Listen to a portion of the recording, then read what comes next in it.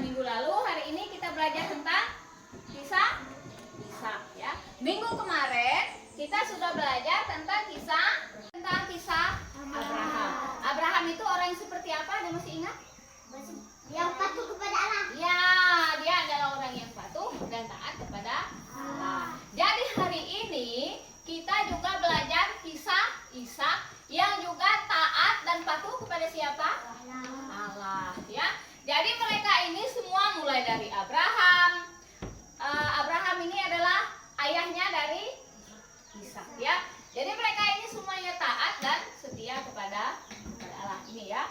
Kita lihat Ishak dipersembahkan di Bait Allah. Nah, kita mulai berdoa dulu. Jadi hanya pengantar. Sekarang kita mau berdoa. Ibu pimpin kita dalam doa ya. Mari kita berdoa dalam nama Bapa dan Putra dan Roh Kudus. Amin. Allah Bapa yang Maha Baik, pada pagi hari ini kami bersyukur kepadamu, kami masih diberi kesehatan, sehingga pada pagi hari ini kami boleh belajar bersama. Berkatilah kami semua, agar apa yang kami pelajari dapat kami mengerti dan kami pahami. Demi Kristus Tuhan dan pengantara kami. Amin. Dalam nama Bapa dan Putra dan Roh Kudus. Amin. Tujuan pembelajaran kita hari ini adalah peserta didik mampu menyebutkan alasan Ishak mengungsi. Ya, Ishak mengungsi melalui kisah kitab suci Kejadian bab 28 ayat 1 sampai 4 dan dilanjutkan ayat 13 sampai dengan 14. Lalu yang kedua, peserta didik mampu menjelaskan ketaatan Ishak kepada Allah dalam keadaan senang maupun susah. Lalu yang ketiga, peserta didik mampu mendalami tokoh Ishak dengan tetap berdoa meskipun dalam keadaan susah dan senang. Jadi yang ketiga itu peserta didik mampu memahami kisah Ishak ini dengan sungguh-sungguh. Bahkan kita mau meneladani sikap hidup Ishak yang taat dan setia kepada Allah. Tokoh Ishak ini adalah tokoh di Perjanjian Lama ya, dalam kitab suci Perjanjian Lama. Nah, Ibu mau tanya, siapa di sini yang pernah mengalami suatu musibah? Musibah itu misalnya jatuh dari sepeda atau sakit? Pernah sakit. Ya, pernah sakit. Kita kalau sakit bisa ngapain atau tidak? Kita pasti hanya baring ya, diam saja, tidur saja. Kita sakit ya. Begitu juga kalau misalnya jatuh dari sepeda, bagaimana rasanya? Sakit tidak? Apalagi kalau kakinya terluka atau tangannya, pasti merasakan sakit. Nah, apa yang kalian lakukan ketika kalian mengalami musibah seperti itu? Apakah marah-marah? Apakah berdoa sama Tuhan? Masih bersyukur kepada Tuhan karena biarpun jatuh hanya luka sedikit, tidak sampai patah dan lain sebagainya. Pernah tidak bersyukur seperti itu? Pernah juga, Bu. Ya, pernah ya. Walaupun kita sakit, kita harus tetap bersyukur dan berdoa. Syukurnya kenapa? Loh, kita ini sakit kok kita bersyukur. Nah, bersyukur walaupun sakit, kita masih diberi orang tua yang memperhatikan kita, yang mengupayakan kesehatan kita. Nah, kalau kalian sakit, orang tua kalian bawa kalian berobat tidak? Ya. Bawa berobat supaya bisa kembali sehat. Ya, tidak ada orang tua yang membiarkan anaknya sakit, ya, tidak ada. Pasti orang tua mengusahakan yang terbaik untuk anaknya supaya bisa sehat kembali, bisa pergi sekolah kembali. Nah, dalam hal ini kita bersyukur kepada siapa? Kepada Tuhan ya. Dan juga kita berdoa kepada Tuhan supaya diberikan apa? Kesehatan. Iya, diberikan kesehatan supaya kita tidak sakit, supaya aktivitas kita, belajar kita bisa berjalan dengan baik, dengan lancar ya. Nah, kemarin kan Februari lama ya sakit ya. Nah, lama sakitnya kan, kasihan. Orang tuanya mengupayakan kesembuhan bagi Febriani ya, supaya bisa bisa sehat. Nah sekarang bisa sekolah lagi kan karena sudah sehat ya. Tuh. Nah sama seperti Ishak, dia juga pernah mengalami musibah. Nah kira-kira musibah apa yang dialami oleh Ishak ini? Tidak ada makanan. Kelaparan ya. Tapi walaupun begitu, apa yang dilakukan oleh Ishak? Bersyukur kepada Tuhan. Ya, dia tetap bersyukur kepada Tuhan. Dan juga mereka mengungsi, mencari tempat yang ada makanannya. Itu salah satu upaya atau usaha dari Yakub ini untuk bertahan hidup dan juga selalu berdoa kepada Tuhan. Ya, memohon apapun, memohon kekuatan dari Tuhan, memohon rezeki dari Tuhan. Apapun yang dia lakukan, selalu dia berdoa dulu kepada Tuhan dan memohon berkat dari Tuhan. Sehingga apapun yang dia lakukan itu semuanya diberkati oleh Tuhan.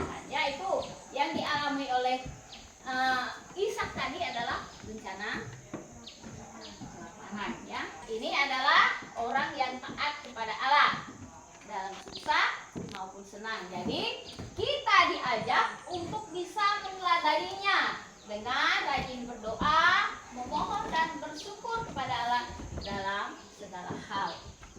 Seperti tokoh Ishak ini tadi, walaupun mereka mengalami bencana kelaparan, dia tetap bersyukur kepada Tuhan dan tentunya tidak pernah lupa berdoa ya. Ibu harap kalian juga tidak pernah lupa berdoa ya.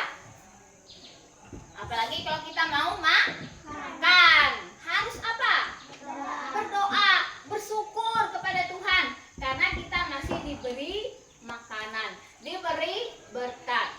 Ya, banyak sekali orang-orang di luar sana yang makan paling sekali saja sehari. Itu pun tidak cukup, ya, hanya sedikit, tapi mereka tetap bersyukur. Begitu juga dengan kita, apalagi kita yang masih bisa makannya 3 kali sehari, bahkan lebih, ya kan? Makanan selalu ada. Untuk itu kita pantas bersyukur kepada Tuhan. Berdoa supaya kita, orang tua kita selalu diberi rezeki yang lancar, usaha mereka selalu dilancarkan, diberi kesehatan supaya bisa memenuhi semua kebutuhan kita, ya, seperti itu. Siapa tokoh Ishak? Siapa yang tahu? Ya, tokoh Ishak itu nanti kita akan menjawab soal-soal ini ya. Sebelum kita menjawab soal-soal ini, dengarkan dulu cerita yang akan Ibu bacakan ya. Cerita tentang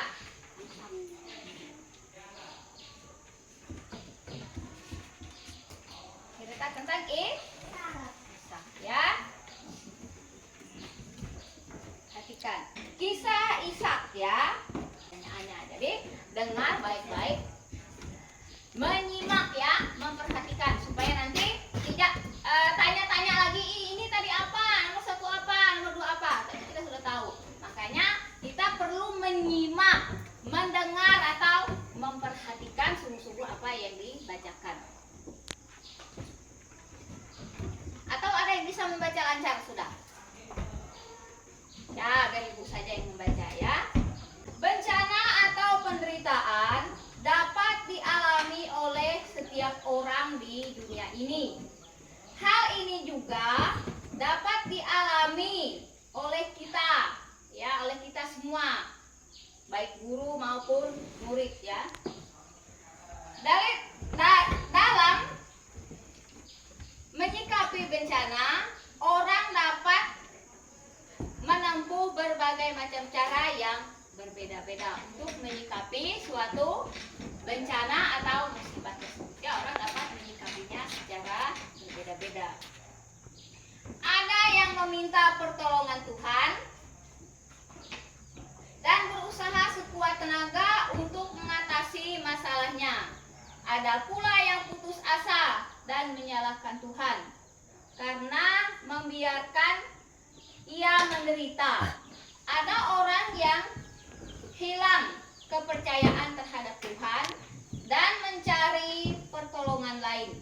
Ada pula yang menempuh jalan pintas yang curam karena tidak tahan menderita, ya. Kesulitan dalam menghadapi dan memilih jalan untuk menyelamatkan permasalahan hidup ini dapat menyebabkan orang tersesat dan semakin menderita. Karena itu, kita perlu dibimbing agar mampu memilih jalan yang benar dalam menyikapi persoalan hidupnya. Dalam kitab Kejadian bab 26 dikisahkan bahwa negeri Kanaan, kampung halaman Ishak, terkena bencana kelaparan. Akibatnya, Ishak harus meninggalkan Kanaan dan mengungsi ke Gerar, negeri orang Filistin.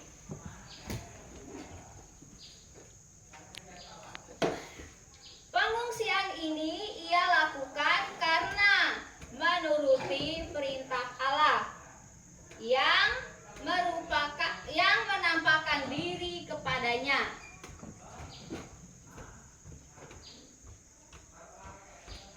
Ishak yakin bahwa meskipun ia terkena bencana, Allah tetap setia pada janjinya dan memeliharanya untuk mendapatkan kembali kemakmurannya. Keyakinan ini terbukti ketika Ishak menabur benih di Gerar dan Allah memberkati pekerjaannya. Maka dalam tahun itu juga ia memanen hasil berlimpah sehingga menjadi kaya dan semakin kaya. Nah, melalui pelajaran ini kita hendak meneladani sikap hidup dari Ishak ini yang yakin dan percaya kepada Tuhan bahwa di balik bencana itu ada berkat yang diberikan oleh Tuhan, ya. Terutama ketika mengalami sebuah bencana atau musibah, kita harus tetap berpegang teguh kepada Allah, ya. Jadi penderitaan itu bisa dialami oleh setiap orang atau siapa saja, ya, yang mengalami suatu kesulitan, suatu bencana di dalam hidupnya.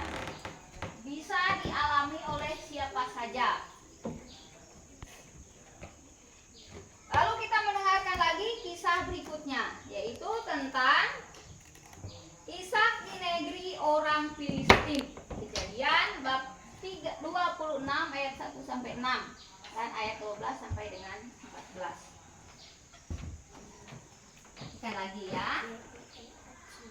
Di negeri Kanaan, tempat Ishak tinggal, timbul lagi kelaparan seperti yang telah terjadi pada zaman Abraham. Ishak lalu mengungsi ke Gerar, negeri orang Filistin. Ia menghadap raja orang Filistin dan minta izin untuk tinggal di sana. Hal ini dilakukannya karena Tuhan telah menampakkan diri kepadanya dan berkata, "Jangan pergi ke Mesir, tinggallah di negeri ini, seperti yang telah kuperintahkan kepadamu. Aku akan melindungi dan memberkatimu. Seluruh wilayah ini akan kuberikan kepadamu dan kepada keturunanmu. Aku akan menepati janji yang telah kuberikan kepada Abraham ayahmu. Aku akan memberikan kepadamu anak cucu sebanyak bintang di langit, dan seluruh wilayah ini akan kuberikan kepada mereka. Semua bangsa di bumi akan mohon kepadaku supaya aku memberkati mereka, sebagaimana telah kuberikan Aku berkati keturunanmu. Aku akan memberkati kamu karena Abraham telah menaati aku dan memelihara segala hukum dan perintahku. Jadi tinggallah Ishak di Gerar. Tidak membiarkan Ishak menaburkan bibit untuk bercocok tanam di negeri itu. Dan tahun itu mendapat hasil 100 kali lipat dari yang telah ditaburkannya. Karena itu Tuhan memberkati dia. Kekayaannya semakin bertambah dan ia menjadi kaya raya. Orang Filistin cemburu padanya karena ia mempunyai banyak hamba, banyak kawanan domba dan juga sapi. Nah, itu adalah kisah tentang Ishak tadi. Nah, sekarang kalian menjawab pertanyaannya. Itu ya, bisa dilihat?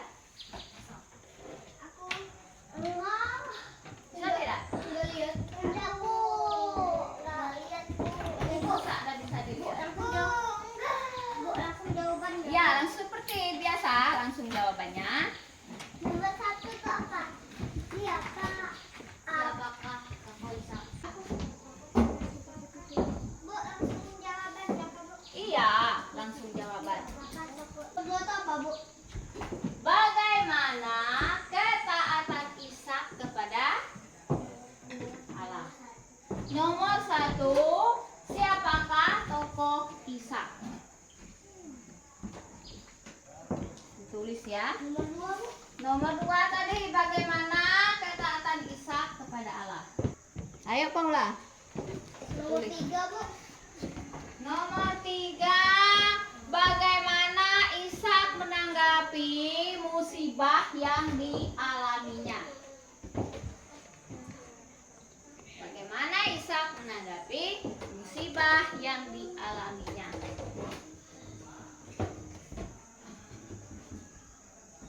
Nomor 4, apakah Allah menolong Ishak?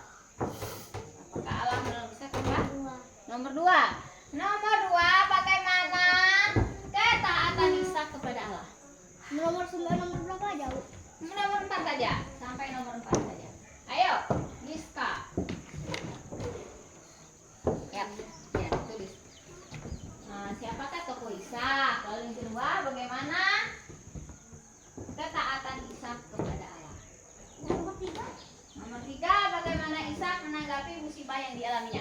Musibah kelaparan tadi, bagaimana cara Ishak menanggapi musibah itu? Apa yang dia lakukan? Apakah dia marah pada Tuhan? Apakah dia bersungut-sungut? Apakah dia berdoa kepada Tuhan?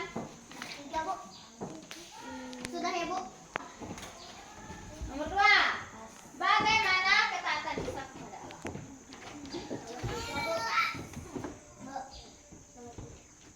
Sudah nomor 2. Nomor 3, bagaimana Ishak menanggapi masalah yang dialami? Masalah yang dialami Ishak itu bagaimana? Apa dia menanggapi musibah yang dialaminya itu dengan cara bagaimana? Dengan cara apa? Bagaimana Ishak menanggapi musibah yang dialaminya? Ya, bisa.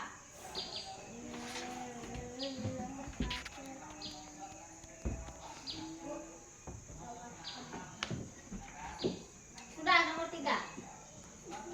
Nomor 4, apakah Allah menolong Ishak?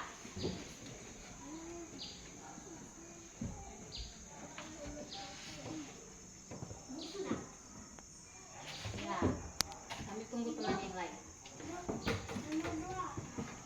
Nomor 2, bagaimana ketaatan Ishak kepada Allah? Baik dan patuh.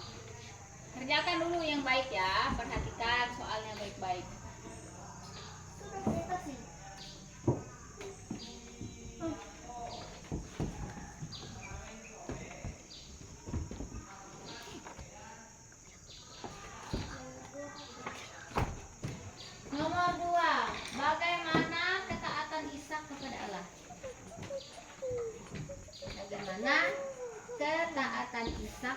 kepada Allah.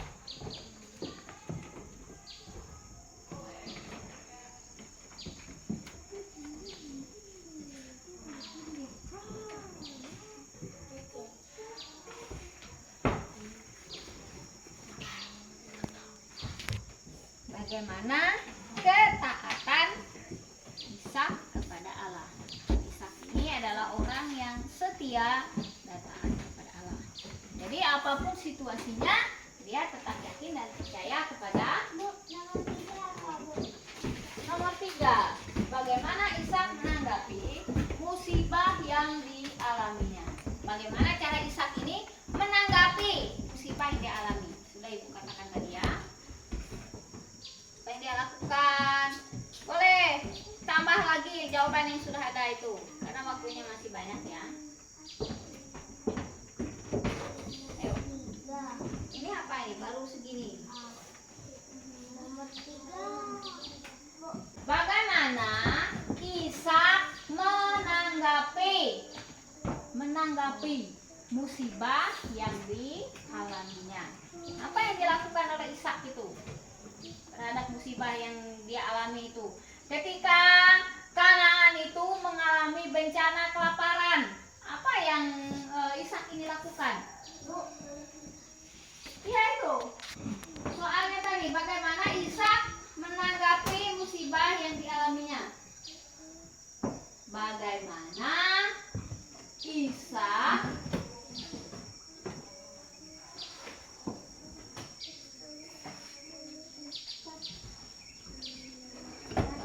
Ishak menanggapi musibah yang dialaminya? Nomor 4. Apakah Allah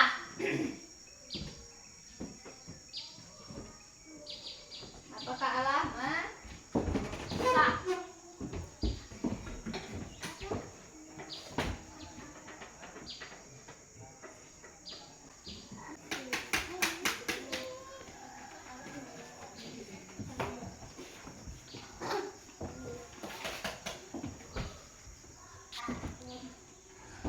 Sudah? Ini ada tulis satu. Ishak, Bu. Ibu. Apa? Ada tulis Ishak.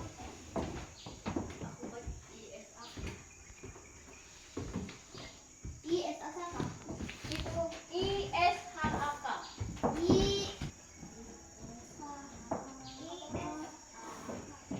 ISHAK.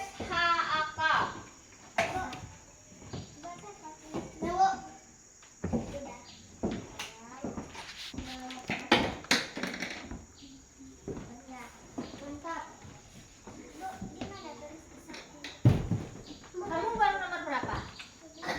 Nah, nomor 4. Jawaban nomor 1-nya apa? Siapakah tokoh Ishak?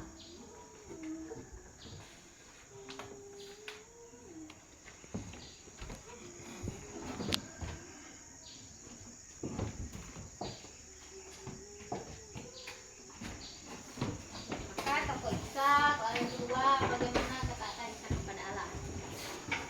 Apakah Ishak ini taat enggak sama Allah? Kalau dia taat, berarti ditulis. Ya. Satu data taat. Artinya itu yang ditulis ya.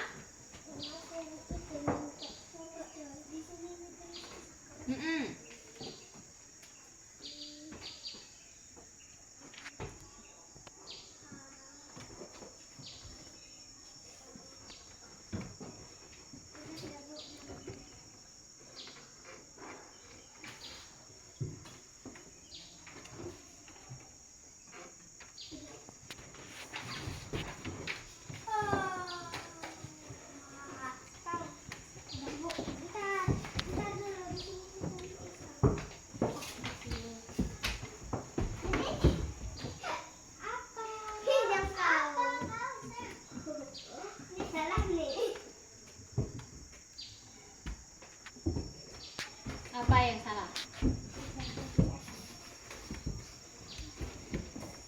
Ayo, Liska sudah? Nomor berapa? Nomor 4. Nomor 4. Apakah Allah menolong Musa? Bukan.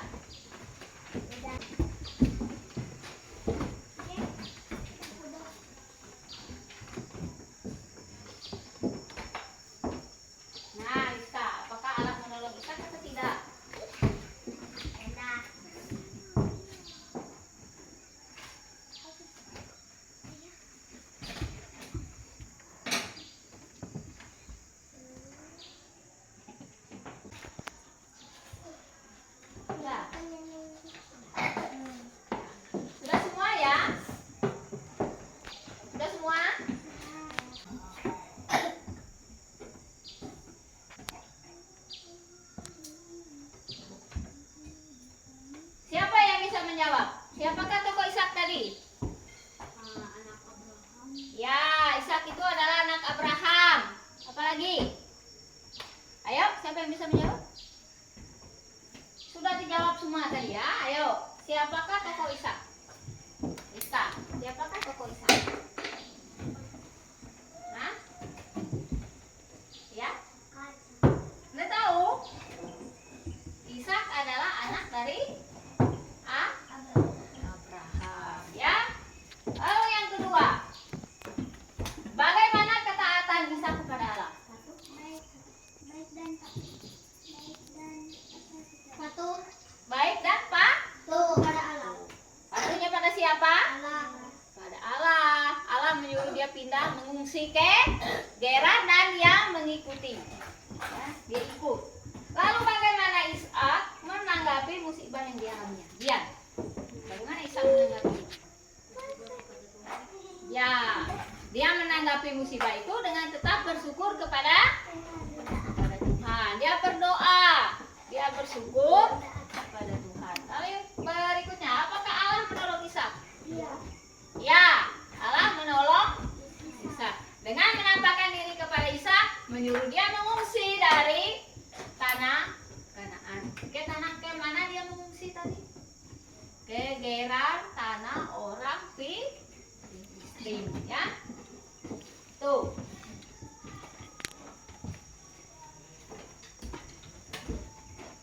Nah, kesimpulannya, menurutmu apa kesimpulan dari pelajaran kita pada pagi hari ini? Ayo, siapa yang bisa memberi kesimpulan? Kesimpulannya adalah Ishak adalah anak dari Bapak Abraham. Ia sangat taat kepada Allah seperti ayahnya. Ia membawa keluarganya keluar dari tanah Kanaan karena terjadi bencana kelaparan. Allah menepati janjinya kepada Abraham meskipun Abraham telah tiada. Allah memberkati Ishak dan keluarganya. Mereka menetap di Gerar, tanah orang Filistin atas perintah Allah. Dan Ishak sangat menaati perintah Allah. Ya, jadi itu kesimpulannya bahwa Ishak itu sangat menaati perintah Allah. Yang bisa kita ambil dari kisah Ishak ini apa? Apa? Patuh kepada Allah. Ya, ketaatannya. Diharapkan kita meneladani sikap Ishak ini secara sungguh-sungguh, juga taat dan patuh kepada Allah. Ya, harapannya seperti itu. Kita patuh dan taat kepada Allah. Yang berikutnya, Ishak adalah orang yang taat kepada Allah. Di waktu mengalami musibah, kelaparan, ia percaya bahwa Tuhan akan menyertai keluarganya. Oleh karena itu, ia mengungsi dan pergi ke daerah yang Tuhan tunjukkan. Inilah ketaatan Ishak kepada Allah, sehingga ia mendapatkan berkat, yaitu kesuksesan dan kemakmuran hidup. Nah, kita pun diajak untuk meneladani tokoh Ishak dengan tetap taat berdoa kepada Tuhan, baik dalam susah dan senang, agar kita pun memperoleh berkat dan rezeki seperti Ishak ini. Ya, kita diharapkan. Jadi apapun situasinya, sesulit apapun, kita tidak boleh melupakan Tuhan. Jangan mencari pelarian yang lain malah. Tapi kita harus larinya kepada siapa? Kepada Tuhan. Ya, bukan ke hal-hal yang lain. Kita mencari keselamatannya kepada Tuhan. Kita mencari penghidupan yang lebih baik itu kepada Tuhan. Jadi kita harus tanamkan di dalam diri kita bahwa Tuhan itu adalah maha segalanya. Tidak ada yang lain lagi selain Tuhan. Jadi baik kita gembira, sedih, senang, semuanya adalah bermuara dari Tuhan, ya.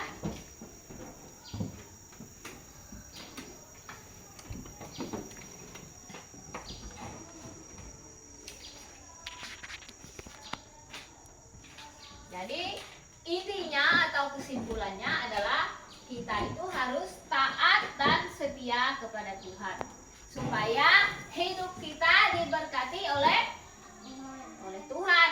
Apa yang kita usahakan, apa yang kita kerjakan itu berkenan bagi Tuhan, sehingga kita seperti Ishak tadi diberkati usaha dan pekerjaan kita dan diberi kekayaan dan kesejahteraan. Itu yang Ishak alami, dan kita pun berharap bahwa hal itu juga terjadi di dalam hidup kita, bahwa kita bisa sukses. Ada tidak yang mau sukses? Mau ya, semua kita mau sukses ya, makanya kita belajar. Belajar itu untuk apa? Supaya kita apa? Pintar. Lalu nanti kita bisa sukses ya, karena tidak ada orang sukses itu langsung saja sukses tanpa harus belajar dulu. Jadi kita harus belajar sungguh-sungguh apa yang menjadi tugas kita dikerjakan, supaya apa yang menjadi cita-cita atau harapan kita itu bisa tercapai. Ya, punya cita-cita kan? Ya, Rizka ya? Priscila punya cita-cita nggak? Nah, supaya cita-cita Priscila itu bisa terlaksana, apa yang Priscila lakukan? Ya, belajar dengan tekun. Ya, dia sambil belajar tidak lupa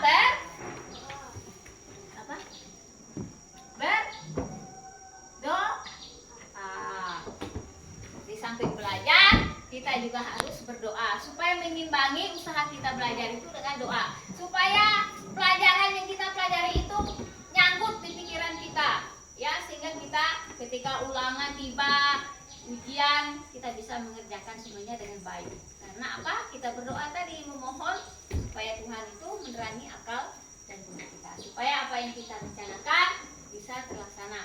Nah, semuanya berencana naik kelas kan? Tidak ada yang mau tinggalkan.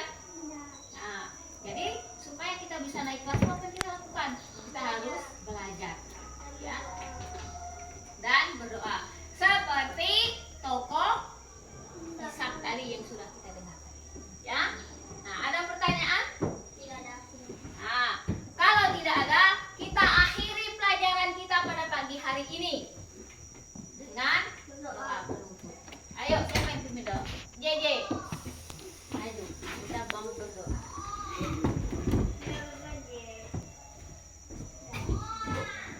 Teman-teman, marilah kita berdoa. Tuhan Yesus,